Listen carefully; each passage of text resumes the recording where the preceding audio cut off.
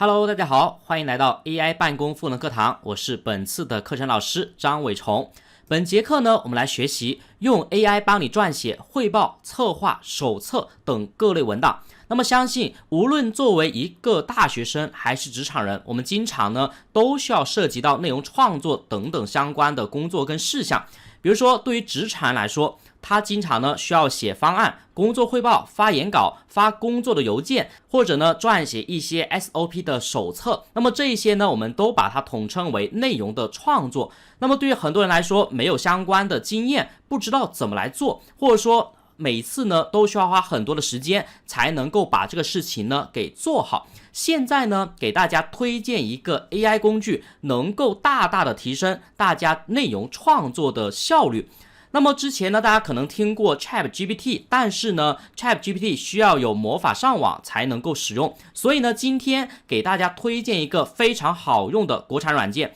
就是我们的讯飞星火认知大模型。大家呢可以登录到官网当中，然后呢点击申请注册。那么点击申请注册之后呢，找到一个账号密码登录，选择注册账号，并且呢按照讯飞平台相关的信息去填写自己的信息。那么我们的手机呢就会收到一些短信跟电话的验证。通过验证之后呢，我们就可以来使用这个平台。这个平台呢非常的强大。接下来呢，我通过几个场景呢来给大家举例一下，如何来用好这个 AI 工具，帮助我们完成内容的创作。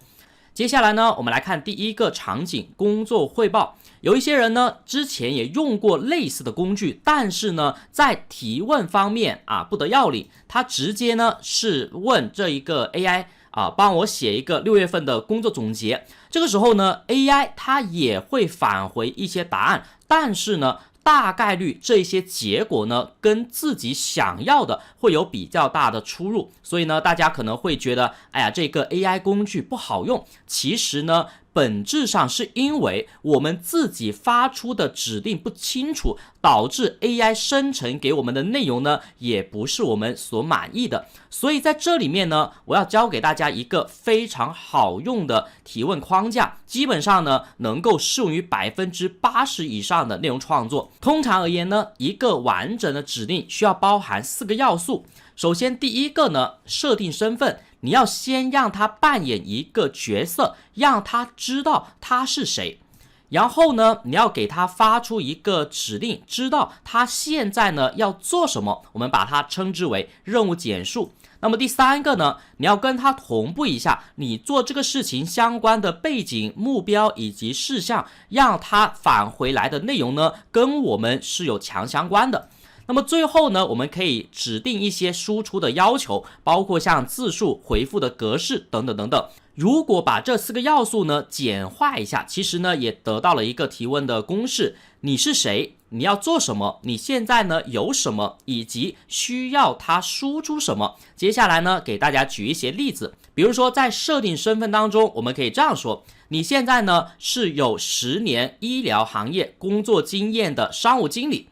或者说现在呢请你扮演新媒体公众号专家的角色。又或者是现在呢请你以培训师的角度或身份来回答下面的问题。首先给他设定这样一个身份。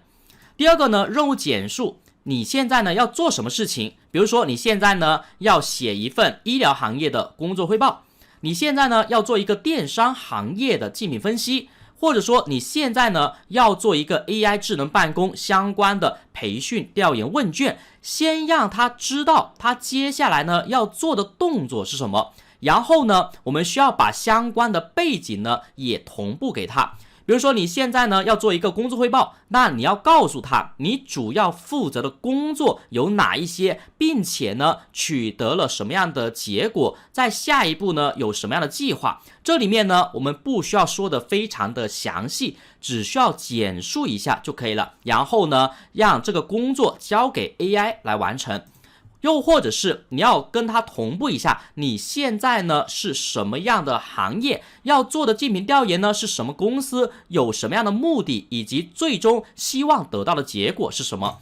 那么比如说在培训这样一个场景呢，你要跟他说一下你是新员工培训，还是说给有一定资历的管理层培训，那么你要培训的主题是什么，需要他返回相关的哪一些内容，那么让他知道这一个背景，这样的话呢，他返回来的答案跟我们的关联性呢也会更强一些。那么在输出要求这里面呢，你可以去确定一下它的风格，比如说可行性强，用专业的口吻，必须包含几个要素，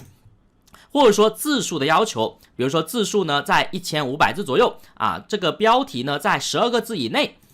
那么格式呢，我们可以要求它用中文、英文或其他的语言，那么它可以用回复文字或文档或代码的格式。接下来呢，我们用这个框架再来组织一下工作汇报的这样一个场景。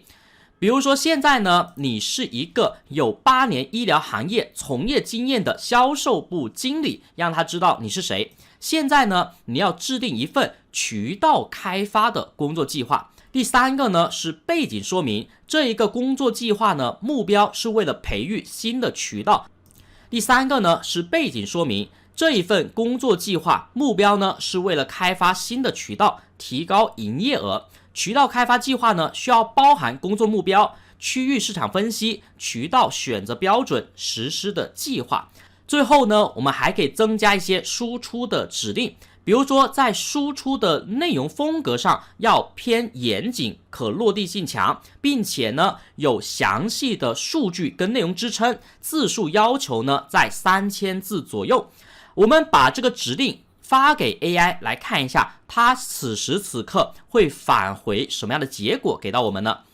好，大家来看一下，这是我们发出的指令，然后呢它返回给我们的，你看渠道开发工作计划，首先呢是工作目标，我们在这里面呢有提到工作目标这样的一个模块，并且呢我们在这里面也提出要求有数据的支撑，所以你可以看到在这里面呢，它所给到我们的答案呢也是有相关的数据的，比如说在12个月以内开发至少5个新渠道，年销售额呢增长 10%， 达到3亿元的人民币等等等等。然后第2个模块市场的分析，这里面呢它通过不同的地区呢去做了一个分析包括像华北、华东、华南、西南等等等等。第3个呢是渠道选择标准，那么它也给到了一些标准，但是在这里面大家可以看到 AI 它每一次回复的内容呢长度是有限制的，所以在这里面其实它有话还没有说完。接下来呢，我们可以回复一个继续的指令，引导它基于上方的回答，把下面的回答呢给补充完整。第4个模块是实施计划，然后呢有相应的步骤流程。接下来呢还有风险的管控措施，但是呢它依旧还没有回答完，所以呢我们可以发送继续的指令，让它继续回答。那么此时呢，你可以看到这一个完整的文档呢，它就已经帮我们来生成了。那么 AI 生成之后呢，我们可以基于某一个要点再进行提问或者是优化。举个例子，比如说现在呢，我们让它在区域市场分析当中呢，把刚才它的答案整理成表格返回给我们，会更加的直观。那么大家可以看到，刚才提到的华北、华东等等的地区是文字的形式，现在呢我们发出了让它整理成表格的形式的指令，那么它返回给我们的答案呢也就是一个表格的形式。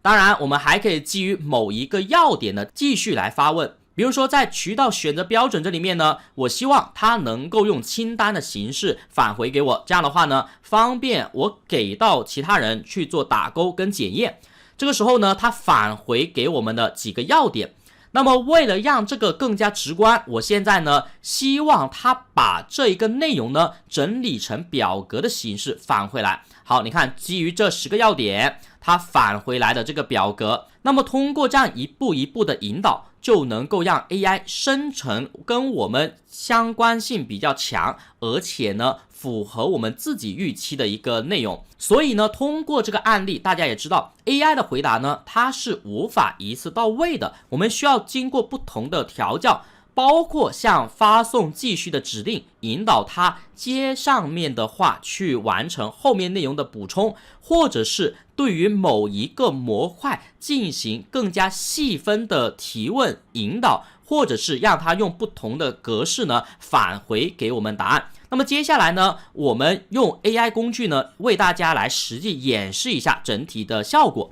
现在呢，我们打开这个讯飞星火的网站，大家呢可以看到这里有一个界面，下方呢有一个输入框，我们只需要把问题呢输入在这里面，直接点击发送就可以了。好，这里面呢我已经准备好了指令，我们把刚才我们所发送的指令呢给它复制一下，然后呢粘贴到这个输入框这里面，点击发送按钮。然后呢，稍等几秒钟，你可以看到它就会返回给我们相关的答案。那么 AI 它返回来的答案呢，不是说每一次都是一模一样的，所以呢，你可以看到它此时此刻返回来给我们的答案呢，跟刚才有一点相关联，但是呢，也不是完全相同的。好，你看到了这里面实施计划的时候呢，它停止了，我们可以回复继续。让它基于第4点呢，继续给我们提供相应的回答。好，你看这里面呢，它会有非常详细的内容，并且呢，会有相应的预算风险的评估。好，那么这一个呢，就是 AI 返回给我们的答案。那么接下来呢，我们可以再继续发送一个指令，比如说，请帮我整理区域分析的回答，用表格的形式回答我，点击发送。好，你看它基于刚才呢我们几个特点，你看在这里面呢，第2点有一个市场分析。此时呢，大家可以看到，目前 AI 返回来给我们的答案呢，并不是一个表格的形式。那么我们可以点击这里面的重新回答，或者是告诉他你这一个格式呢不是我想要的，让他重新来回答。比如说这里面呢，我们点击重新回答，那么它会基于刚才的内容呢重新去组织它的语言。好，你看此时此刻呢，它给到的就是一个表格的形式。当然我们刚才呢也可以在这下方呢去告诉他你这一个呢不是表格的形式，让他重新来回答。好，大家来看一下，那么它基于区域分析刚才的几个答案给到我们这样一个表格，是不是非常的清晰？如果说这里面的内容跟我们的需求刚好匹配，那么我们可以直接拿来使用。如果说这个跟我们自身的工作岗位或者说公司的战略呢有出入，我们也可以借助这个框架呢补充我们相关的内容，这样的话呢就能够减少我们从0到1完整创作的时间。好，接下来呢我们再来举另外的一个场景，比如说我们要做一个活动策划，用我们刚才的提问框架一起来看一下。首先告诉他你是谁，现在呢你是有一个10年电商从业经验的营销策划经理，那么经验越深，那么它返回来的答案呢也会不一样。那么第2个呢，你现在要做什么事情？你现在呢要写一份珠宝产品520的活动策划书。好，你看这个时候呢，我们给到它一个非常精确的时间。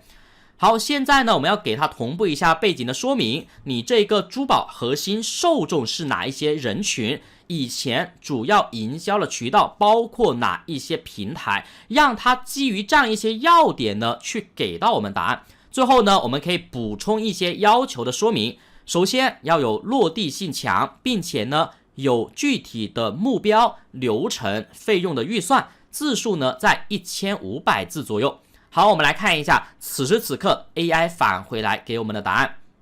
这个呢是我们刚才提问的内容，你看这个是520的活动策划书，背景、目标、活动策划包括了不同的年龄段、地域消费能力的判断、活动的主题，然后呢活动的时间活动的内容，我们可以通过限时折扣、礼品赠送、线上互动等等的方式，并且呢给到我们执行的流程，包括像筹备期、推广期、执行期、反馈期。最后呢，还帮我们整理了费用的预算，每一个费用不同的占比，并且呢，这个费用会用在哪一些场合，它都给到了我们非常明确的答案。当然，我们提到过 AI 一次性无法满足我们所有的要求，所以呢，基于他刚才的这一个回答，我们可以继续的发问。比如说在销售目标这里面呢，他刚才是没有给到具体的指标的，所以呢，我们可以要求他设定本次活动的销售目标，并且呢，让他说明为什么这些目标他可以实现。好，此时呢，他告诉我们，我们可以定出销售额的目标、粉丝数的目标以及品牌知名度的目标，并且呢，去分析为什么这个目标它是合理的。那么我们可以基于他的回答呢，结合我们自身的情况去做一些数据上的调整，那么就可以直接拿过来使用了。当然，那么在我们每一个环节可以继续的去提问，引导他呢给到我们更加详细的方案。比如说在第4点活动内容限时折扣里面呢，让他告诉我们具体有哪一些折扣的策略，以及这个策略它是参考的哪一些品牌，这品牌最终所做出来的效果怎么样。好，你看这个时候呢，它返回来给我们的答案包括了不同产品线可以设置不同的折扣力度，可以设定金额的门槛，可以设置时间的限制，以及单品跟组合的优惠。然后呢，他也告诉了我们有哪一些品牌之前也用过类似的促销活动，那么我们可以以这个呢为参考，在跟领导汇报的时候呢，他会觉得这个我们是考虑的非常的周全。所以呢，以前要苦思冥想的内容，现在都可以用 AI 直接给我们答案，或者是给到我们一些内容创作的灵感，让我们知道可以往哪一个方向呢去做思考跟深化。好，接下来呢，我们再来举一个例子。比如说现在呢，我们要发一个邮件的通知，用我们刚才的框架呢来组织一下我们要发送的指令。首先告诉他你是谁，现在呢你是人事部的培训经理，主要负责的是员工培训。现在呢你要写一份关于 AI 工具培训的通知邮件，并且呢告诉他培训的背景因为公司在进行数字化的转型，现在呢要提高员工对于 AI 工具的熟练度。这一则通知呢需要让员工能够了解培训的计划、目标以及时间的安排。在输出要求当中，我们要求他用正式的公文格式，包含标题、正文、署名和日期等等的信息，并且呢这一次是采用线上的培训，需要提醒大家下载附件的练习素材。我们把这个指令整理好之后呢，发给 AI， 此时呢它会返回给我们一个答案。这里面呢包括了标题，包括了培训目标、培训的内容、培训的时间、报名的方式、注意的事项，以及还有落款时间等等等等。